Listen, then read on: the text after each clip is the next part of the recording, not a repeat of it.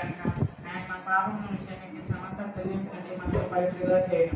మధ్య 1:9 నా కృపానికి చాలును బలించలేదు ఆయన శక్తి పరిపూర్ణమగుచున్నది నా శక్తి పరిపూర్ణమగుచున్నది ఆయనతో చెప్పాను. కాగా క్రీస్తు శక్తి నా మీద నుంచి నిమిత్తము విదేశముగా నా బలహీనత అంటే బహు సంతోషంగా ఆశ్చర్యపడుతును.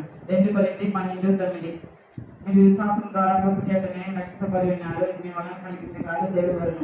FC 2:8 తనకు మొదటి వారికి అందరికీ తనకు నిజమా మొదటి వారికి అందరికీ యెహోవా సమీపంగా ఉన్నాడు. కీర్తన 140:18 అంతగా ఆయన తన సృష్టిలో ఈ చేతుల చేత మీరు ఏ చేయను ప్రాణం గురి చేయను ఏం ధరించుకును అని దేహం కూర్చున్నాను చేతులుకుడి లూకా 12:22 ఆయన నీ దోషం అంటే క్షమించేవాడు నీ తప్పం అంటే కుదుర్చువాడు